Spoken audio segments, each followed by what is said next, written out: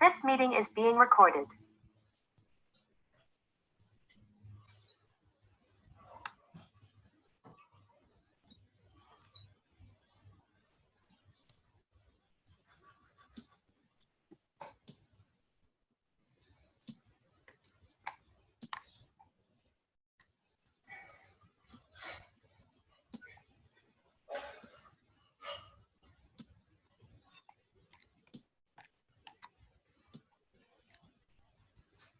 Don't see anyone else coming in, or right, an additional person.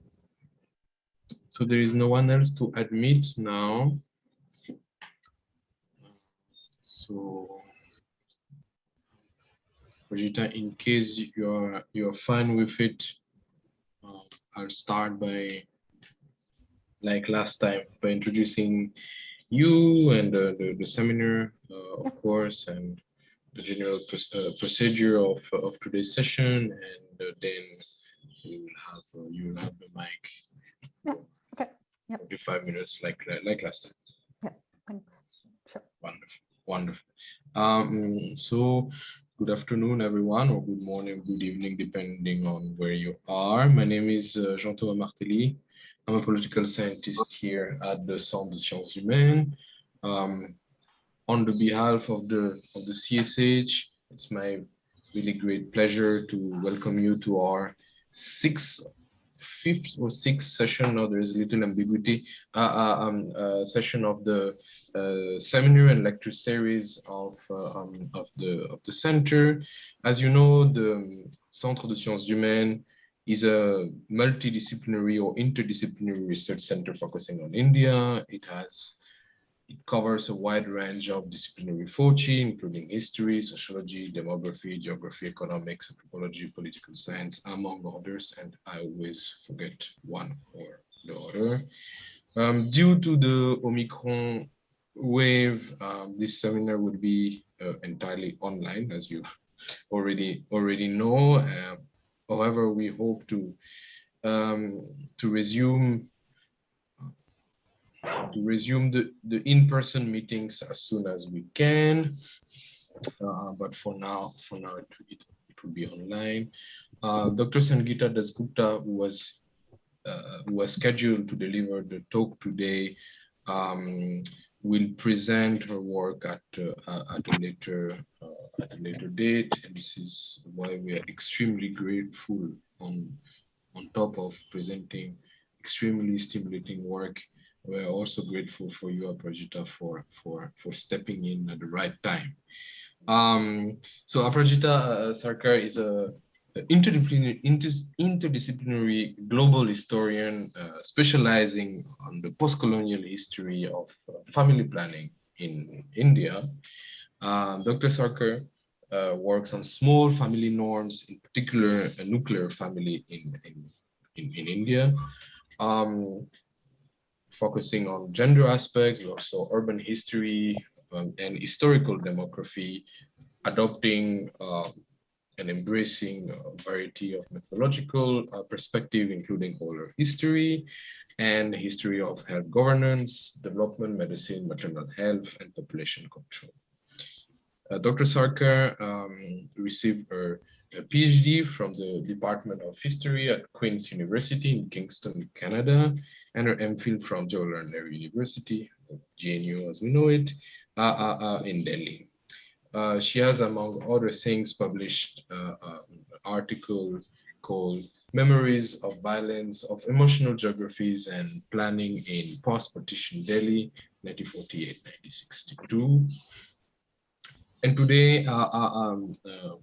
Dr. Sarcar will be discussing her current, most recent paper that she has just finished and she has sent for publication, which has a very stimulating title, Do Hamare Do, which is also a slogan that has become, that is really ingrained in Indian politics today.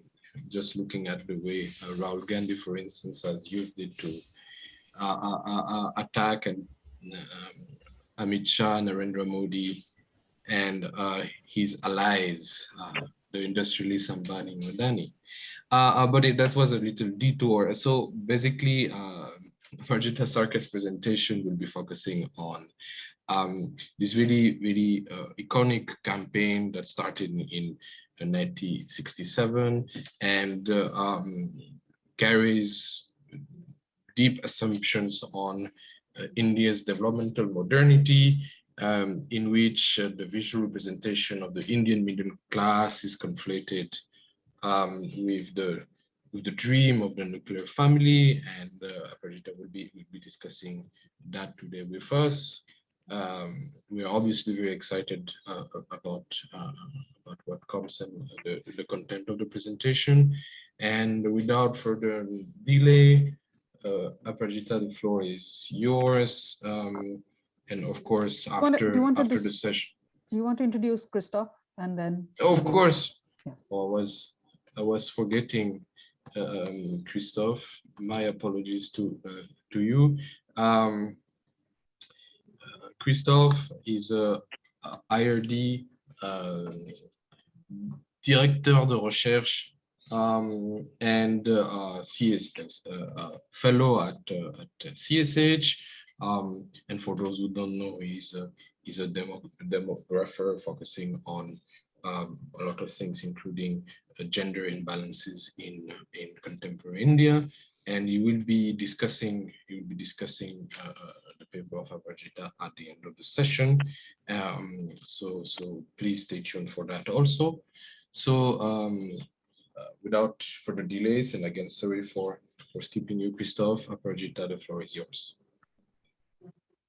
Thank you, Jean-Thomas, for this opportunity and for this opportunity to discuss the paper with so many scholars together.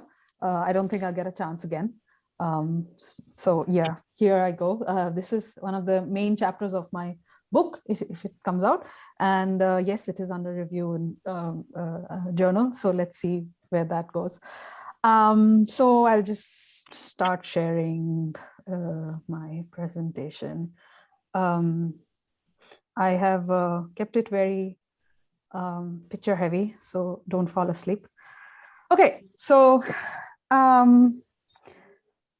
okay, I'll just stick on this slide. In December 1968, a person by the name of Frank Wilder presented a paper in USAID, which is the US aid organization in I forgot the expansion, of course I did, workshop in titled Mass Communication and Family Planning. This was perhaps the first time he presented the inverted red triangle to the developed world. As a consultant to the Ford Foundation's India office, focusing on mass communication for family planning, he had been working on the symbol for the past 3 years.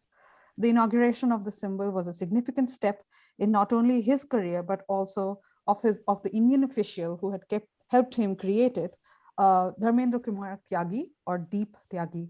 Together, the Ford official and the Indian bureaucrat gave the country and the global population movement its first symbol. Evident from this paper was the global outlook that was built into the inverted red triangle. It was supposed to be easily translatable across socioeconomic contexts, and especially across mass communication scenarios of varied nations. This particular phrase was across various paper trails around this workshop and across paper documents of anything to do with mass communication and family planning in 1968.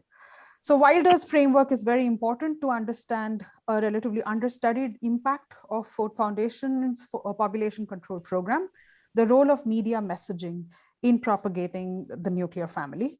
In his attempt to set up a model for messaging that can be applied to numerous developing contexts, we see how the science of population control constructed the perception of the world, a developing world, as an internally stable unit of decolonization and poverty.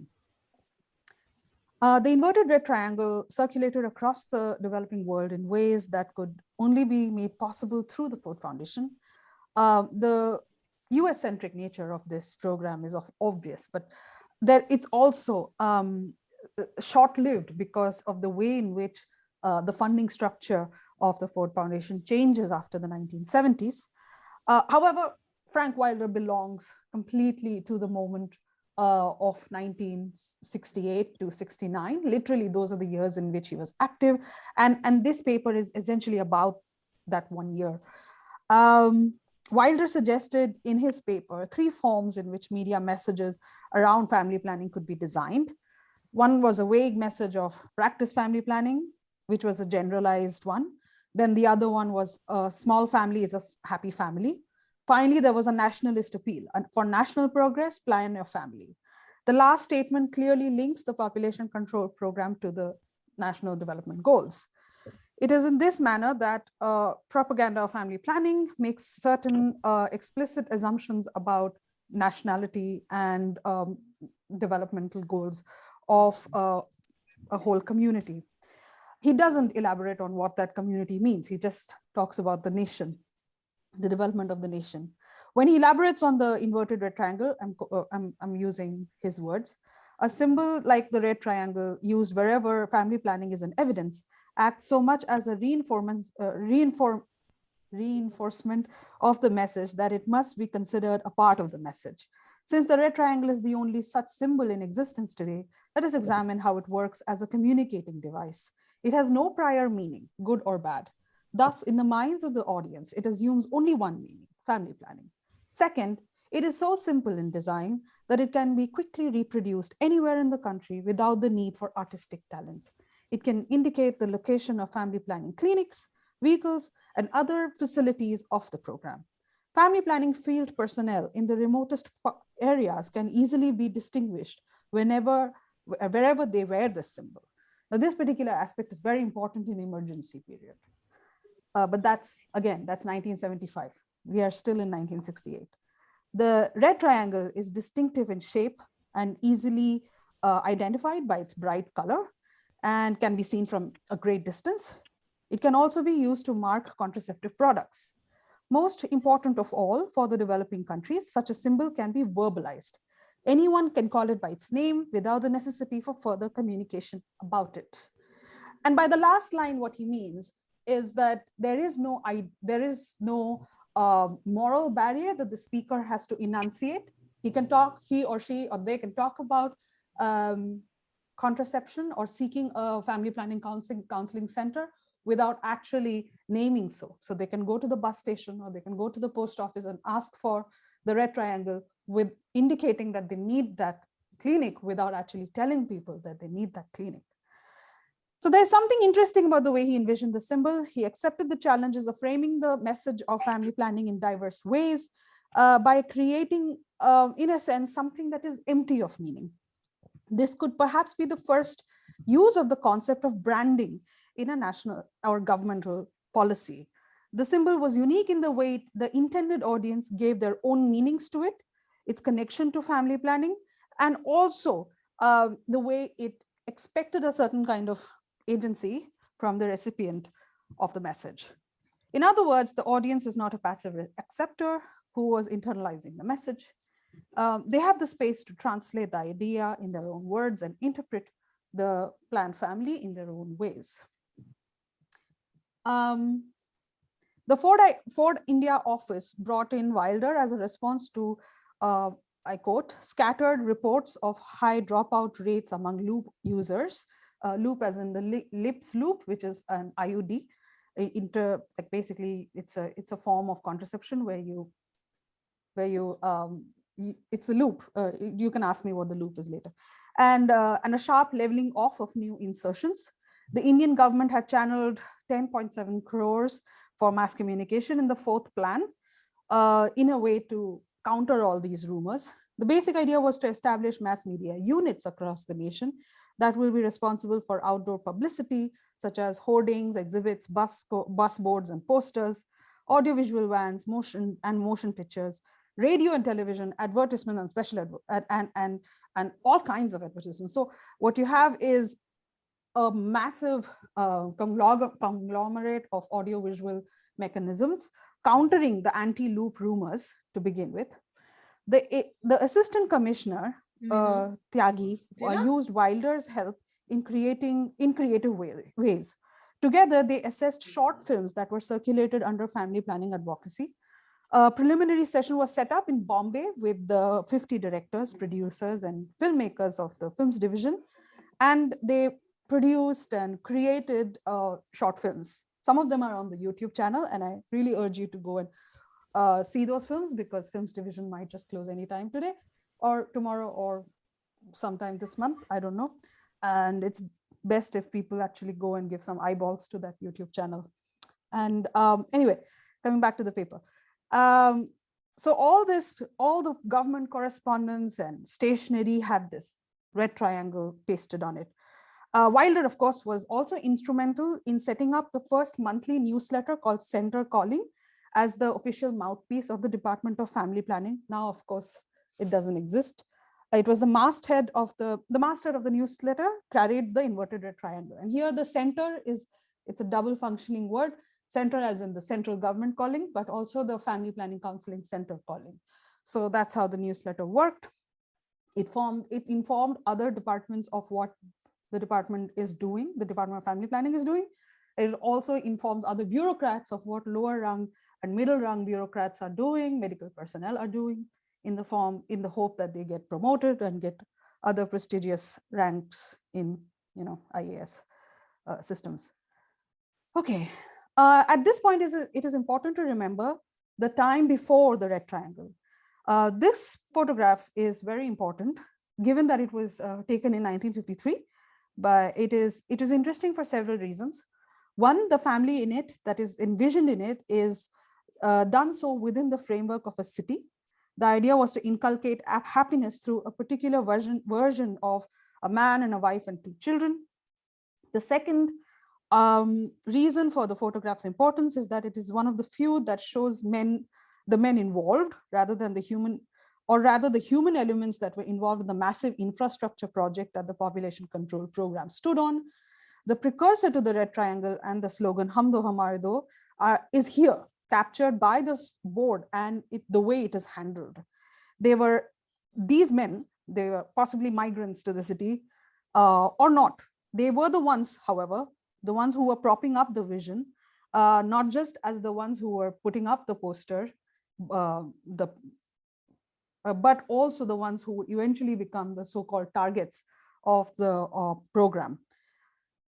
Then, coming back to the triangle, Wilder was deeply appreciated in the Indian newspapers. This is literally the only photograph I found of him overall, but there was a lot of appreciation of the way he understood Hindi, the way he was excited about his work. And when he appeared to journalists, like what is written in this newspaper article, he wore the red triangle like a victory badge on his dress, handkerchiefs, and visiting cards. So the journalist writes, listening to him on family planning, you almost got hypnotized. How to get the message across to 500 million people of a country like India, where you have about 860,000 villages and 3,000 towns. Through mass communication, says Mr. Wilder, through audiovisual aids, radio, film, newspaper, anything that cuts ice with the people, the target of reducing birth rates must be achieved. So the reporter believed Wilder, not only because of his enthusiasm, but because he was an old timer who knew the Indian villages inside out and how the ordinary villager feels. This special status that was accorded to Wilder resonated with many of the sections of the mass communication practitioners, the ones who they enjoyed working with him because he let them feel like he was one of them. The symbol had a collateral development of encouraging the nascent advertising industry in the post-colonial world. Wilder and Tyagi introduced the symbol to the Indian Advertising Society in September 1966. The presentation met with much discussion, argument, and intrigue, according to Wilder's report to New York. He was also a prominent figure in the discussion around advertising and economic development in the United States. They were looking at how this program was going, this campaign was going. Population Council staff, Harry Levin, believed that there was a preconditioned reflex to the inverted red triangle, as Air India had already used the Maharaja in all their advertising. The Red Triangle mobilized the growing interest in advertising, not just through state funding, but also private entrepreneurship. So through the decade, end of the 1960s, the 67 to 69 and up until 71, you see newspaper advertisements foreground the nuclear family in this manner, through build structure, through technology aimed at the nuclear home. The modern family coalesced around the figurative nuclear family. A lot of this material was already covered in the first presentation I did last year. If you were around, the envisioning of the modern family around homes that were built for them, and the products that came in line, the films that came in, the kind of products that were circulating in popular culture around this figurative family. But what is interesting about this one ad is the rare girl child that comes in. Otherwise, most of the children in these advertisements are usually two, one being a boy, one being a girl, or of ambiguous genders. This one in particular has one girl child. So that's why it was interesting for me. And this is by Godrej. And this advertisement was more of like a master plan of the Godrej world. They were planning to, focus on the family through so many such ways, like the Almirah, the built city, various other things that Godrej produced over the years. And so by 1969 to 74, the fifth five-year plan, that particular five-year plan, I don't know if it was the fifth, allocated about 8.3% of the total family planning budget for mass communication and an additional 21.7% of incentives to adopters, motivators, and family planning personnel. So the personnel were being encouraged to bring in more people to get to use contraceptives or get sterilized. The plan, while allocating 156,000 more positions to the program, also envisioned extension education and extension educators who would not just be distributing condoms and other modes of contraception, but also disseminating the idea of family planning. Like, what does it mean and what are its benefits? It can be gleaned from the paper trail that the campaign and the distribution of contraceptives were going hand in hand with this kind of counseling, but on the other hand, also with a silent acceptance or a silent urging toward encouragement towards sterilization. Nirod, in the meantime, was the first state-sponsored condom that was distributed for free from 1969 in hospitals and primary health centers, and publicized as a symbol in the country. So from 69 onwards, you had this package that is still sort of part of the way family planning works in the National Health Program. You have vasectomy, you have tubectomy, where the fallopian tubes are tied up. You have the IUD, or the loop as it was called then, and Nirod, which is still being manufactured by Hindustan Lever with subsidies from the center. And if you come and if you sort of actually look at the statistics of the time, this is again from the Rockefeller papers.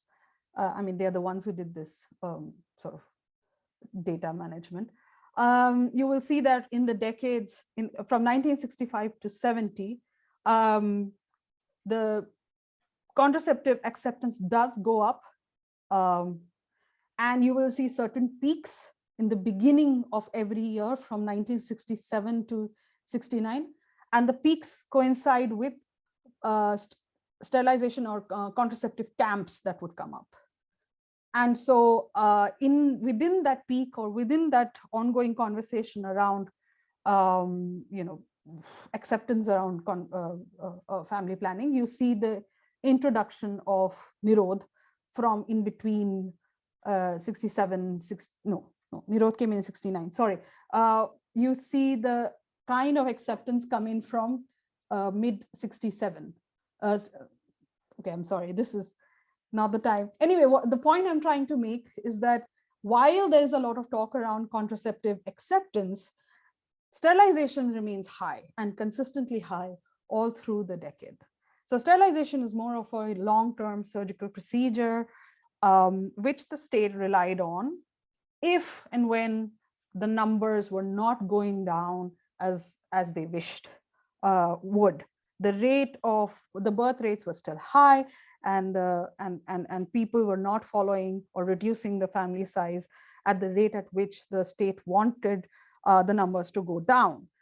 Now, this sense of urgency kicks in from 1971 onwards.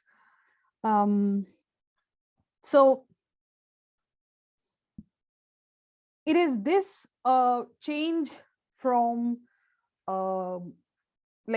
from just soft counseling around reducing numbers, the need to reduce numbers, to hard counseling around, no, you need to reduce your numbers now, that you see the emergence of Hum Do Hamare Do, rather than the first poster that with which I began the PowerPoint, which is Teen ke baad aur nahi, which is, if you translate it from Hindi, teen ke three are enough, you don't need more than three. Whereas Hum Do Hamare Do essentially translates to we too are two children. So these are various iterations or interpretations of the demographic transition theory as being practiced at the mundane level, at the level of lower rung policy. We can talk about this particular demographic theory later in the questions, but what I'm trying to show here is the way a meta-narrative around population and discourse around population comes to have a bearing on ordinary life and ordinary policy making around individual families and lives. So there are two different ways in which Hum Do Hamare Do worked for Wilder and Tyagi, even the two different people who actually created the campaign. So for Wilder, this doctor, for instance, was very important. He was an example of the committed bureaucrat or the committed doctor who would instill the family planning as a principle among people. So he insisted on targets. Frank Wilder was worried about the rising numbers and the fact that the campaign was not working as much as he thought would. And he appreciated doctors who were actually taking sterilization seriously. And this insistence on targets was not only shared and by him, but with other members of the bureaucracy, but it was also encouraged. His appreciation for Dr. D.N. Pai reflected in the way he was part of the center calling, the newsletter. And why was he so famous? It is because he used basically his own voice and popularity to conduct 200 vasectomies operations a day in Bombay. And that kind of number was quite maybe perhaps exaggerated, but it's something that was ambitious enough and something that Wilder thought other bureaucrats and other medical personnel should aspire to in the rest of the country. So in this particular newsletter, you see a constant race among different regions, states, competing with each other to get targets and numbers. And this is all before the emergency. This is happening right from the early 70s, like 69, 70. Like every month, the target would be set by the state governments, not national, but state governments, and the medical personnel will be urged to get more and more acceptors of contraception or sterilizations. So, but on the other hand, the co-creator, Deep Tyagi, gave it a very different purpose.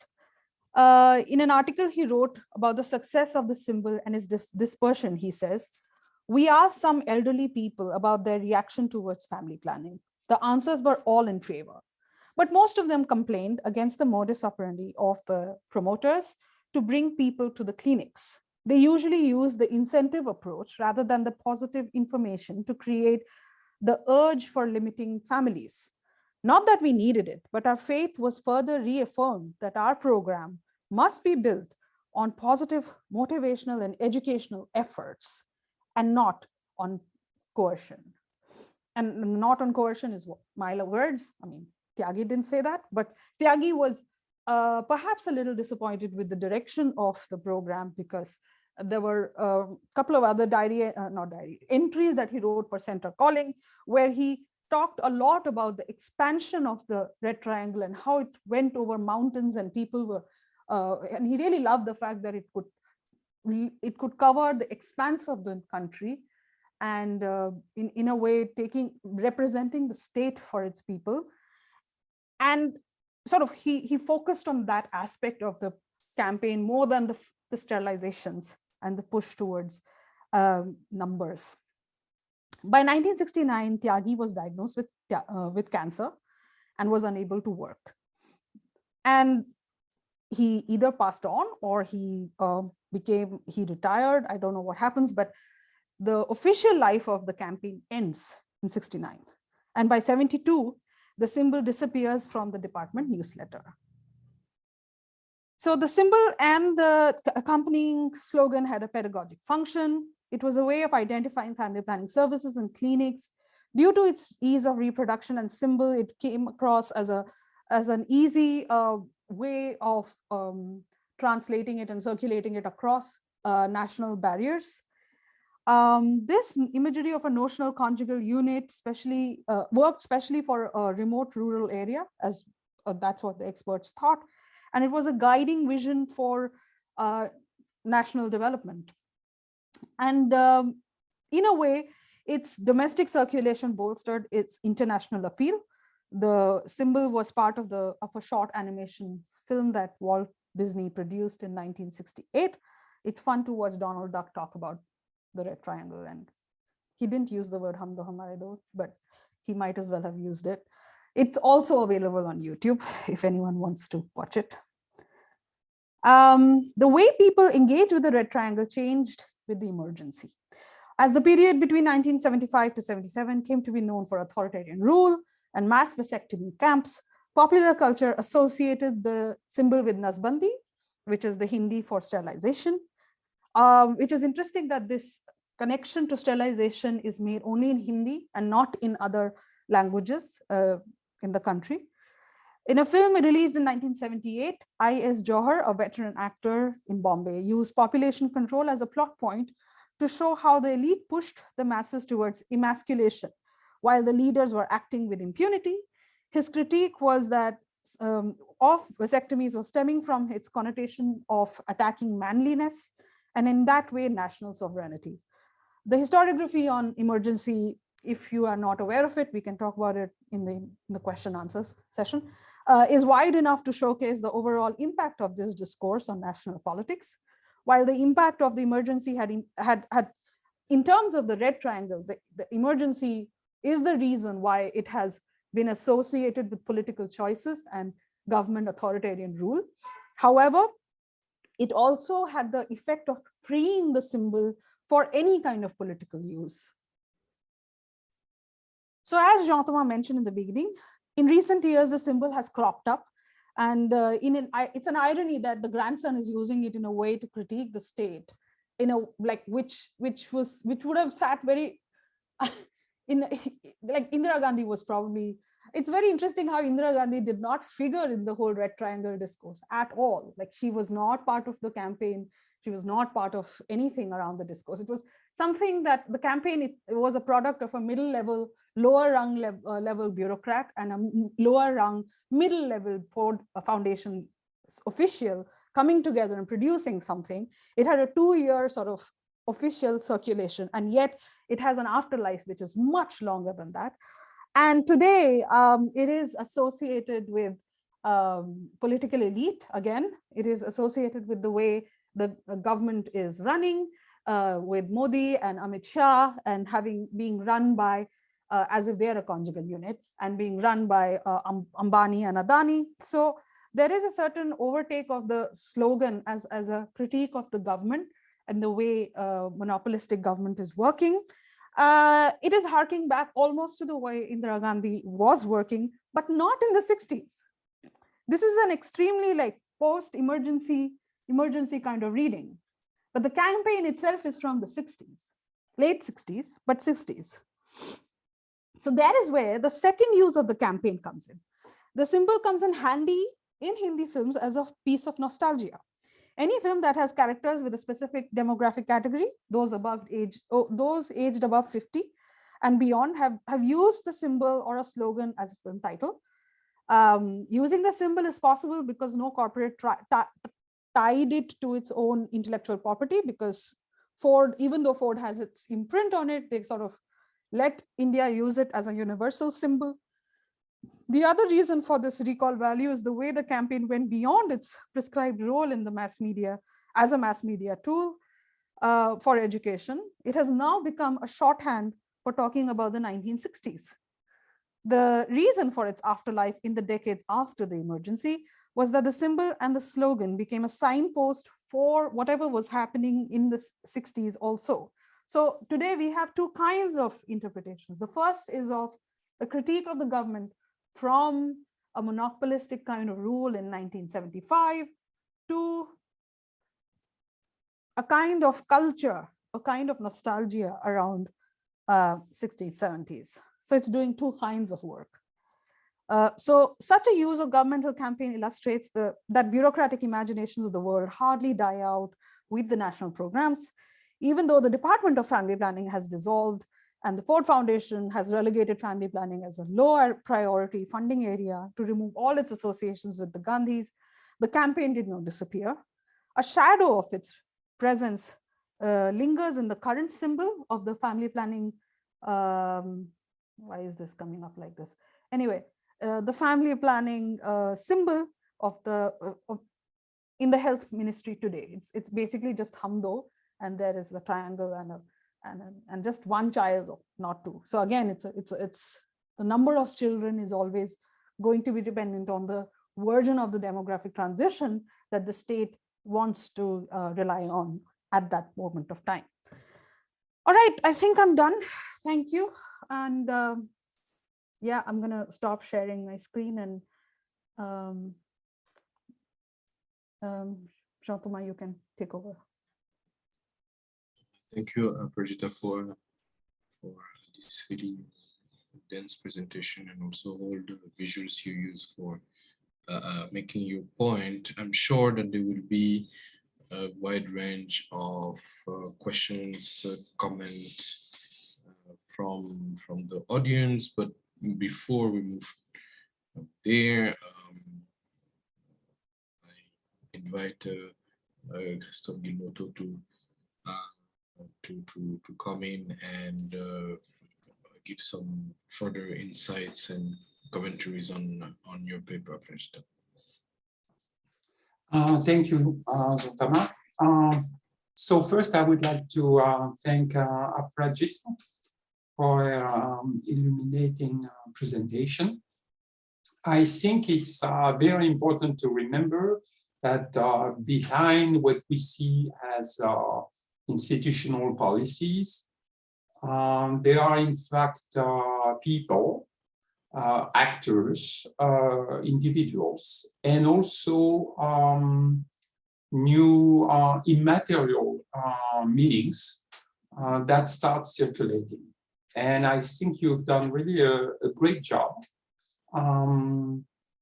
covering precisely the new meanings that were to inform the family planning discourse over the next couple of decades from the 1960s onward. So I was really curious by several things that you mentioned, and in fact I've discovered that now you've shown more of them. I mean, I read your paper, but I hadn't seen that.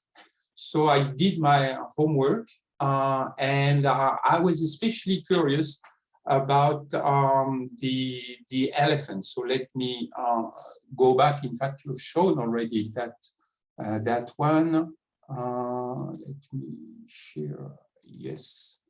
Can you see it now? Yes. Yeah. Is it full screen? Works perfectly.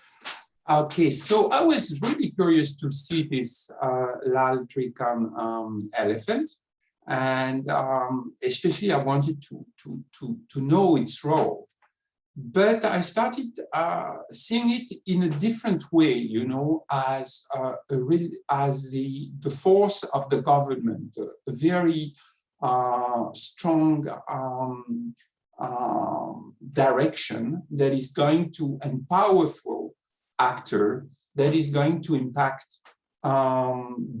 demographic behavior and, of course, policy discourse. And so I looked then at the trend during that period. And here I'm just looking at fertility rates in India, on the average number of children per woman. And here we can see on this very, you know, uneventful charts that takes us up to today, where finally fertility is at replacement level, that is 2 children per woman, but starting from a rather stable level after independence at close to 6. Yeah. And what we see are different things, you know, is that there is a change, in fact, in the trend during the late 1960s.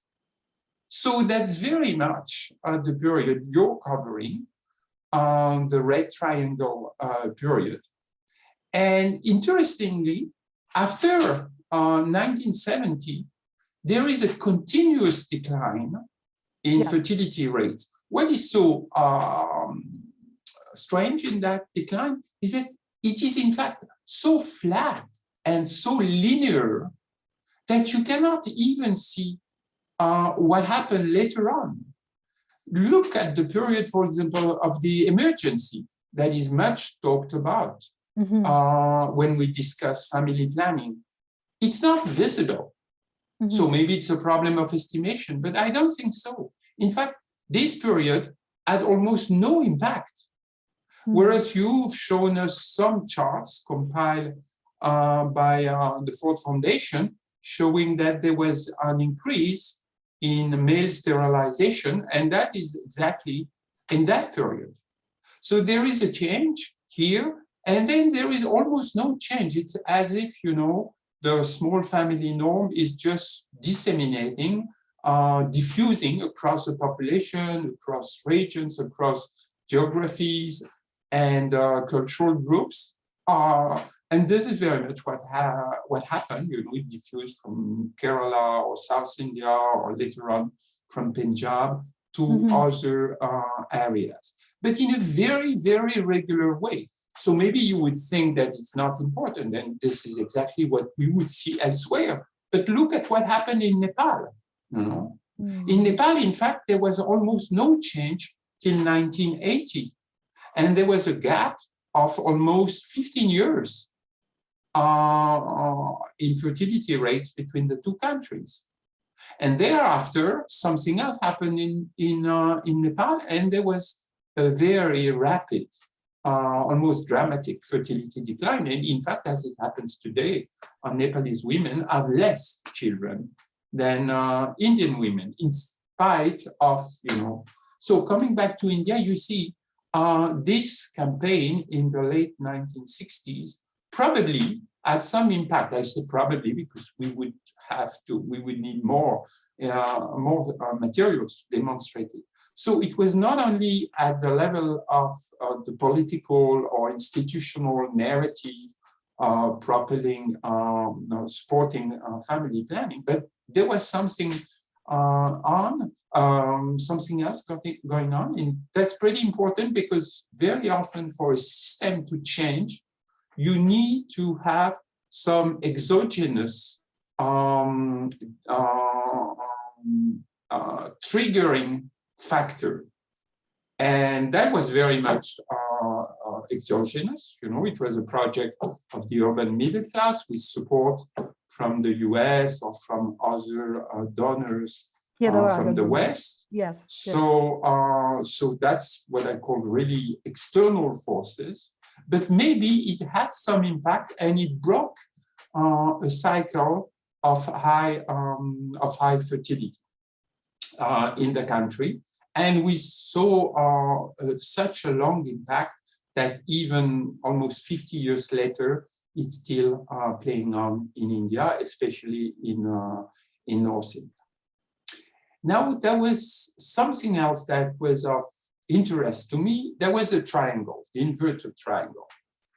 So first, I tried to reinterpret it with my own tools, you know, and very typically, when you talk about demographic change, it is useful to oppose three forces.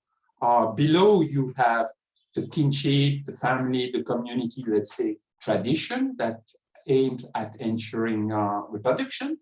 Then you have the state, which wants simply to plan population, just as they would want to plan other production factors. And then you have also market forces that will play on the preference of individuals, what they want. In fact, they want to maximize their utility, as economists say. And this is something that is, in fact, also emerging from the materials that you are presenting. It's not only about the happy family here, you know, it is also about a more prosperous family that is going to enjoy more goodies, you know. So this is a typical poster that I found. Apparently, it dates back from the 1990s, but I find it hard to believe. To me, it looks slightly older, but you can see clearly how suddenly this peasant family will become prosperous. We can even see, you know, a tractor in one corner and a devoted daughter learning, and everything is fine. But the grandparents and other members of the joint family are no more there. They are not even there on the first picture. So it's a project also about the family. It's not only about being a happy family, but it's being a nuclear family, something that you discussed in your previous presentation. But, well, coming back to the red triangle, you say that it was some kind of a meaningless symbol, you know, a neutral symbol. Of course, this triangle is very often found, like, for example, in kinship charts, and triangle is usually refers to males, you know, but it's not inverted triangles. Well, I would say that it doesn't take really a psychoanalysis to say that red triangle has some meaning. So here I'm going to show you something about the origin of the word. If you feel embarrassed, or please don't look at what follows. This very famous French painting. So it's obvious that even if it's not red, there is something in it. In fact, it doesn't even show, you know. And here you are, you know. And as it happens, this picture that was not shown because it created such a scandal was the property of Jacques Lacan, very famous French psychoanalyst. So I think here I'm going back to a far more neutral presentation. There is a strong tension between colors and also between forms. And as it happens, the inverted triangles not only refers to female genitals, but also to a color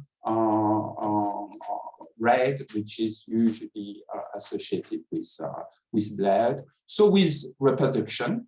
But there is also the male dimension, which is the triangle. And now I would say that you said it briefly, but this red triangle is still very much alive. Here you can see it from posters from Ghana, and they are very recent posters, and it is still there. So it's life choices. So again, you know, pointing to agencies, to individual agencies. And where did you get these? I do. Well, you know, from something called internet. Yes, sorry. So that's Ghana. So you can definitely find it, and probably from other countries. And also, as you were showing, I found the same as you showed us, a more recent use by the family planning of this new logo, which is not entirely new. But as you said, now it's a one-child family, which is in fact much more common among upper urban middle class, rather than the two child family of the past. So in fact, it is still there, not only in India, but everywhere. So the symbol is still circulating.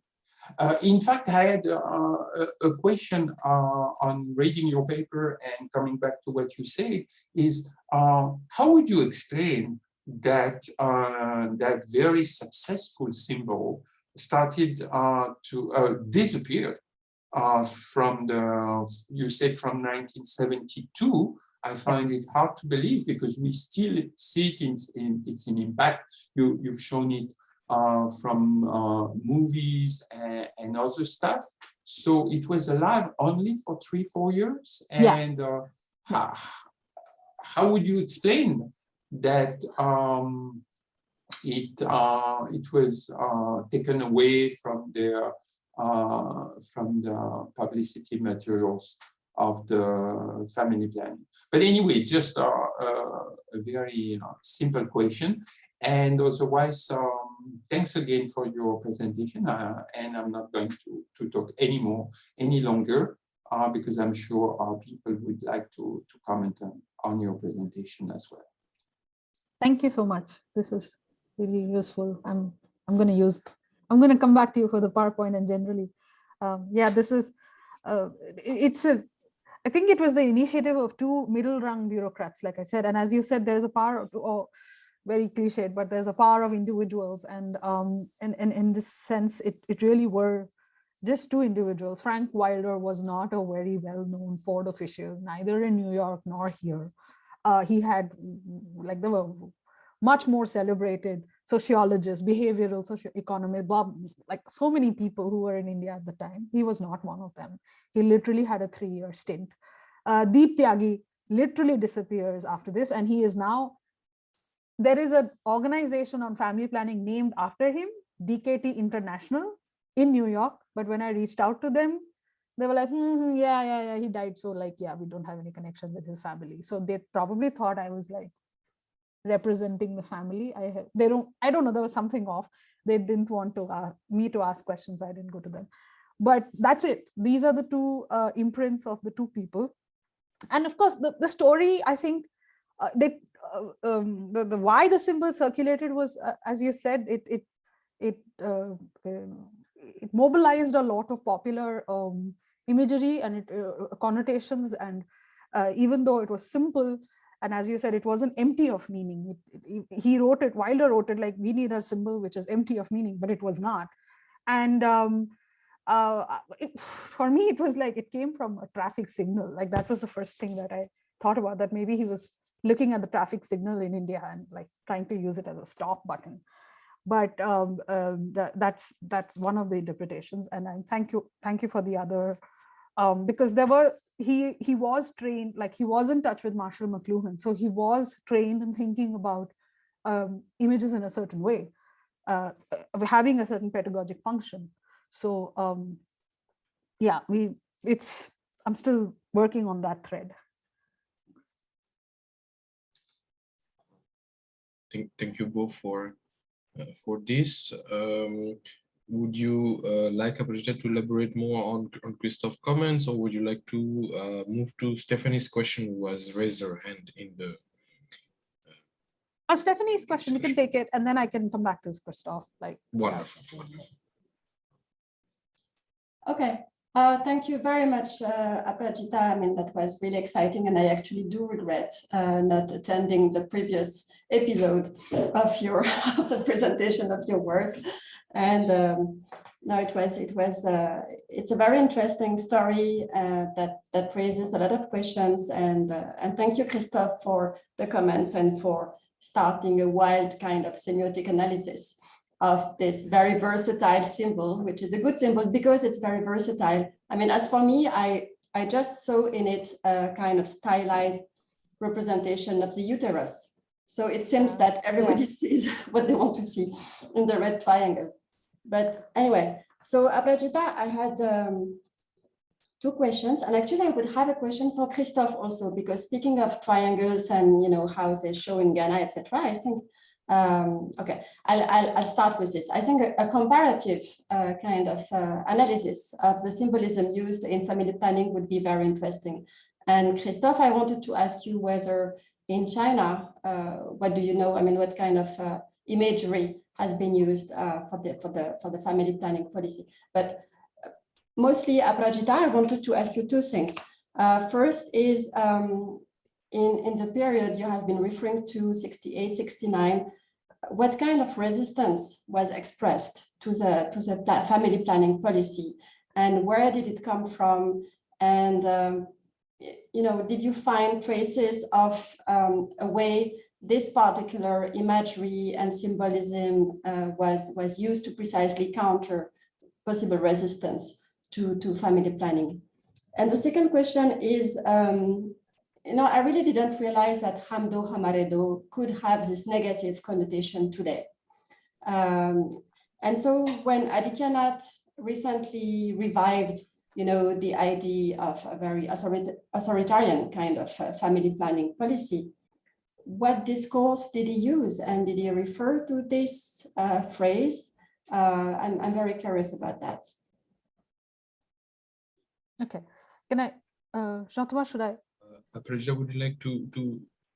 Yeah, sure. And then we'll move to Julien Levesque and Laurence, who have also raised their hands. Okay, thank you, Stephanie. Number one, that 1969, I saw one newspaper article of a sterilization camp being burned down in Uttarakhand, which is now Uttarakhand. It used to be UP then, United Province, I think. There was violence because the doctor, there was a rumor that the doctors were pushing people or taking people away by force. So there was police involved. That's one newspaper. And the other resistance that Ford Foundation reports talk about are rumors. Now, rumors can be of IUDs not working, of just overall heavy bleeding, or of women fainting. So there were two kinds of resistance in that sense that was coming in from the paper trail.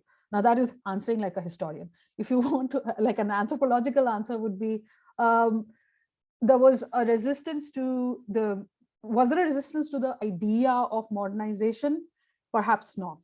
But there was I won't say perhaps, there wasn't. There was a resistance on the other hand of like a subaltern interpretation of modernization. Like, would a Dalit middle class family be allowed to exist? Yes, if you were part of the bureaucratic system. Yes, if you were part of if you were a nuclear family, or if you were someone who was part of the bureaucratic machinery running from Delhi, and who accepted the small family norm as a goal of the nation. There are books who have tangentially talked about this family formation that is happening from the 60s and 70s. Nikhil Rao is one of them, through built environment. Like, he comes at it from a very different point of view, but it's the same historical development of a middle class, lower middle class formation, which is at least in this stage and in this decade, it is sort of universal. It is available to any and everyone who's working hard enough or has the right kind of, is written an exam and is part of is a bank employee, written an exam and is part of IAS and IPS. So that kind of thinking is still part of the way middle class functioning works today. So that's another kind of imagination working.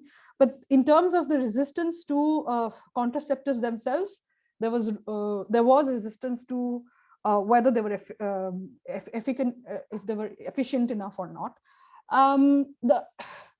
The second question, Adityanath, of course, he relies on a certain kind of misogyny and Islamophobia that was available even before the word Islamophobia existed. Like right from the emergency periods, in fact, you see the first traces of hum do unke paanch, and we have, you know, single wives, they have multiple wives, and all that sort of misogyny coming in from RSS newsletters and Jansang vocabulary. But that vocabulary is a very different kind of like that's a book that I want to do later in life, where how fascism and liberalism sort of get entwined in like post Second World War Indian discourse and produce this nuclear family. So there is a nuclear family running around there also, the Aryan nuclear family, the Hindu pure blood nuclear family, the upper caste Hindu nuclear family.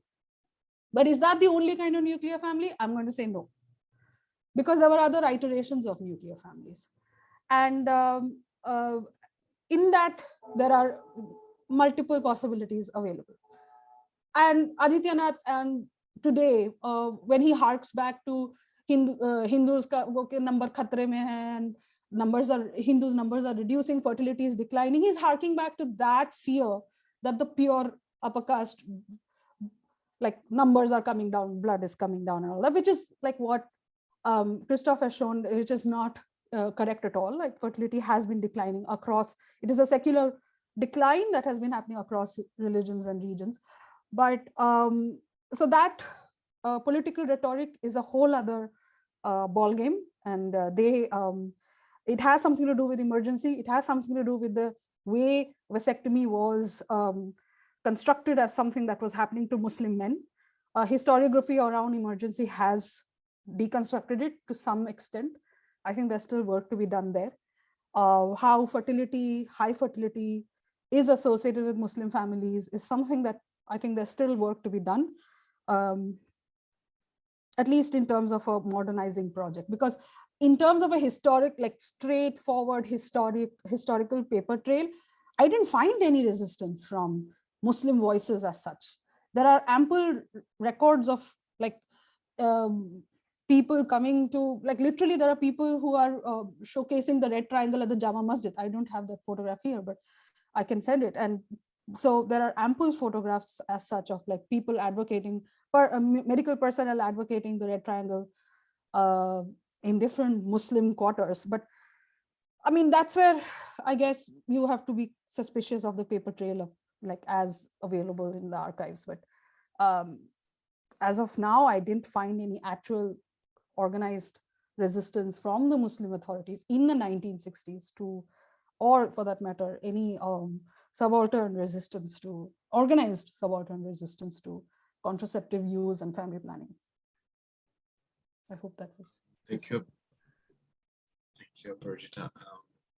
Maybe Julien, would you like to unmute yourself? And yeah, sure. Thank you. Hi, everyone. And thank you very much, Aparajita, for the presentation. I really enjoyed it, though I'm sorry I missed the first part. Actually, I don't know, maybe you might have mentioned it before I joined, but I just wanted to pitch in about the discussion on the inverted triangle, because some people were fond of using inverted triangles as labeling signs, and these were the Nazis in concentration camps. And they did use the red triangle as well as the pink triangle. So I don't know if you've ever thought of that or not. And I also wonder if there were international donors in the 60s behind the family program, you know, whether they, you know, I'm surprised that they never, you know, saw the fact that, you know, the signs were the same.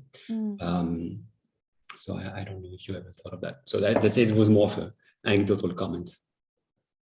Oh yeah, for sure. It came, frankly, it was something that came as a shock to me. Even like I didn't know about it till Donald Trump used it in one of his things. And then I was like, wait, what is going on here? And then I read up. So even after finishing my PhD, I didn't know the Nazi connection.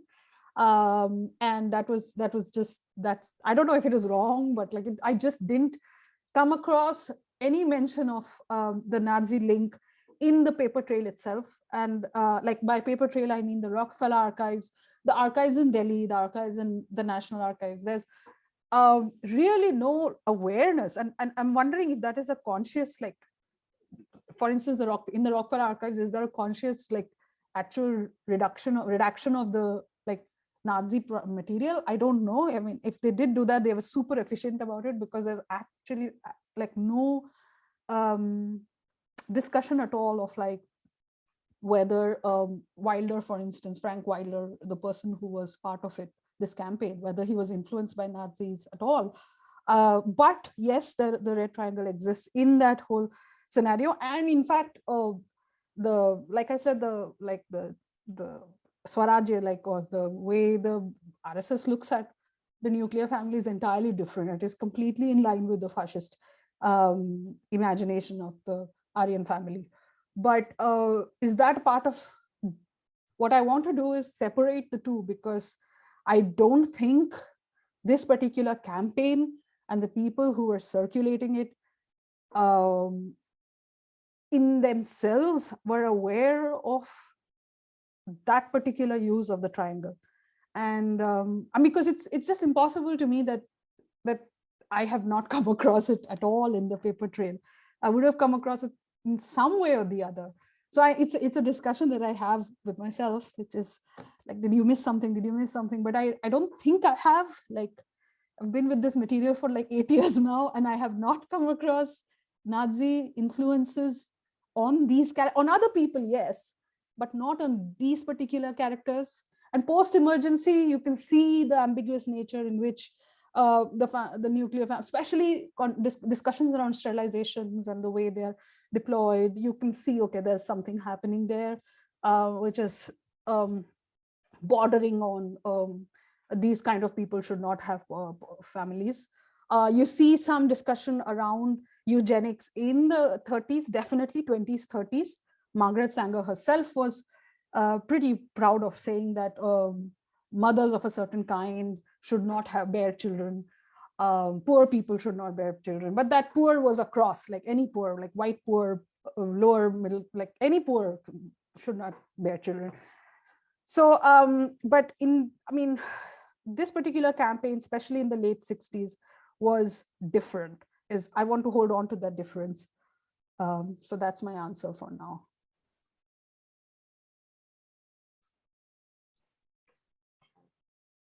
Wonderful. Laurence, would you like to jump in also? Yeah, first of all, thank you very much, Aprajita. I really enjoyed the presentation and the very rich visual material. So thank you for this. I have two kinds of questions.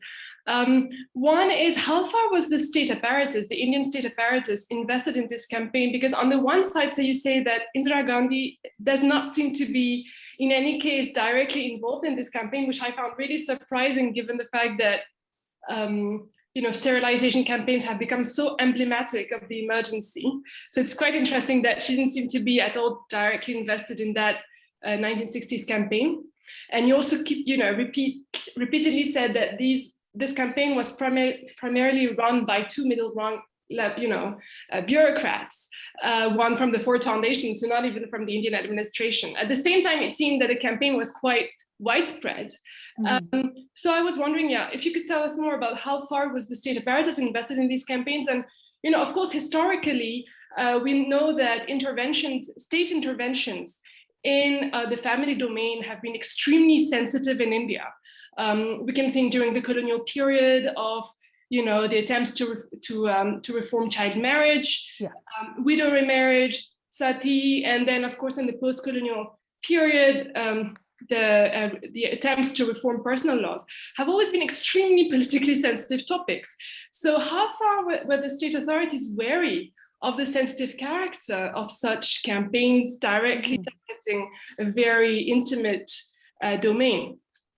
And did they already at this stage target specific sections of the populations more than others? Of course, I have in mind the fact that there's this widespread understanding that Muslims were particularly targeted during the emergency by the sterilization campaign, and this became a major topic of discontent in the Muslim population against Indira Gandhi post-emergency. First question I have in mind, sorry, it's a rather broad question. My second question is shorter, and you may have addressed it in your introduction, I'm sorry. Where is this sense of urgency coming from?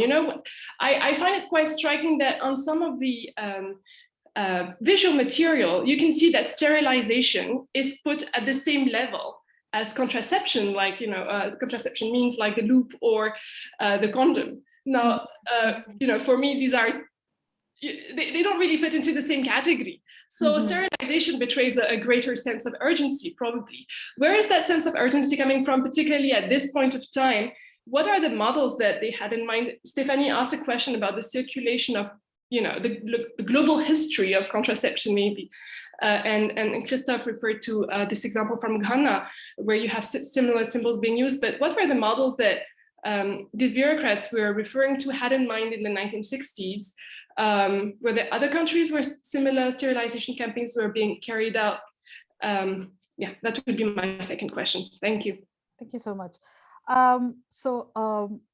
Even though when I meant that Indira Gandhi wasn't as, like, her face was not on like sterilization certificates, let's put it that way. And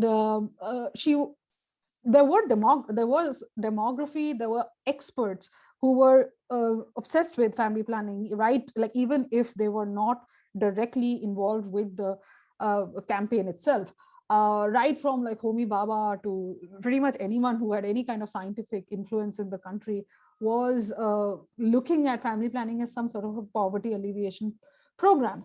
And that was like a well-settled like assumption, right, from the 1930s, when the local self-government, like the 1931 devolution of power, when the local assembly was set up, and Nehru had set up the planning commission and all of the committees and all of those. So family planning was instilled right from there as like, this has to be done, and this has to be part of the national development goals. People have written about that period, and the earnestness with which family planning was part of the entire program, entire developmental goal. So what is also interesting is the way that the need for population control overrode every other social anxiety for that time period. So for instance, the Child Marriage Restraint Act, it underwent a certain change in 1929. It started in 1929, and then it came up again in 1960. Wait, I'll just tell you, 1967 or anyway, when it did come up, and when the age was increased to 18, it was because demographers pushed for it. And demographers didn't push for it. Agarwala, there's one demographer that I'm writing about, he pushed for it not thinking about, it'll help with like women's education and all of that. I mean, yeah, that was secondary. The primary reason was population control. If you reduce her reproductive span, the woman will have less number of children, therefore get her married at 18. And it's interesting because at this point of time, this debate doesn't have any of these population impulses going on. Like, today's debate is very different from the debate that was happening in the 60s. But so population control was like this band-aid solution to a lot of other crises in the country, crisis of sovereignty, crisis of statehood. So in that sense, seeing a red triangle everywhere was a way for the state to tell the citizen, we are everywhere. We are going to make sure when you limit your family, you're going to see results in one way. And then that desperation came from a belief in demographic transition, in the fact that if you reach a certain birth rate, and if you're able to cut down birth rate, the national standard of living will go up. And there's that causal linkage is still there. Like, national economy and discussions around national economy still bolster much of middle class thinking about everything about the nation. And that anxiety pushed the national program and the urgency. And of course, there's transnational philanthropy backing this entire population movement that has been running from like even the First World War. There like Planned Parenthood in the US and Britain, and there are several European organizations who are also invested in Malthusian, Neo Malthusian thinking, and that's a whole other lineage. And this is also the early years of the Cold War, and so you have that ideological race going on between like the communist bloc and the liberal world order. So when the red triangle reached different places of the world, it reached not as India's symbol. It was like the family planning movement, which was first tested in India, and India was the first successful test site, which then can become yours. You can use it in your program, and and therefore it's still relevant today in different programs. But there are several factors that are going into making this movement global, and it is inherently global. Like the nuclear family formation, especially in the 60s, all the national programs reflected this similar kinds of patterns. Even Pakistan, Bangladesh, everyone looked at each other, like there's another paper trail there of how they imitated each other and then imitated and then improvised on these symbols, advocacy, and also on things that would actually really lead to like grassroots level changes, standard of living changes, and like all of that. Yeah. Thank you, Aparajita. Before closing the session, maybe I can invite you to Jay Prakash take, had asked something. Sorry. Exactly, to take the question from the chat box, in particular, the one regarding the shift, the method shift from vasectomy to tubectomy. Oh, right. Yeah. So this is I think this is not a problem, but there was in a way the historiography or the writing around emergency reenacted the way the paper trail of the time talked about vasectomy. The stress on vasectomy was there, but tubectomies and female sterilizations have always remained consistently popular and consistently high in the Indian family planning program to this day. Like the most prevalent form of population control today is female sterilizations. And so whether they are consensual, non-consensual, that's a whole other thing. And if there is like the fertility decline that Christoph showed in the beginning, it is happening because of the consistently high levels of female sterilizations that have happened across decades. This shift from vasectomy and tubectomy is more a shift of like the scholarly shift in gaze rather than the actual evidence on ground. Because as I showed in the graph from my slides, the sterilization rates were consistently high right from the time they started mapping practice from 1960s. And 1950s, the data is a little iffy because things were just being set up. A census was happening. The census was the only form of mapping where what's happening. And all these other studies started taking place only from 1960s onwards, of like tracking contraceptive use and all of that. Yes, there were vasectomies, but there were tubectomies going on the side a lot. There are papers on how high the numbers were even during the emergency.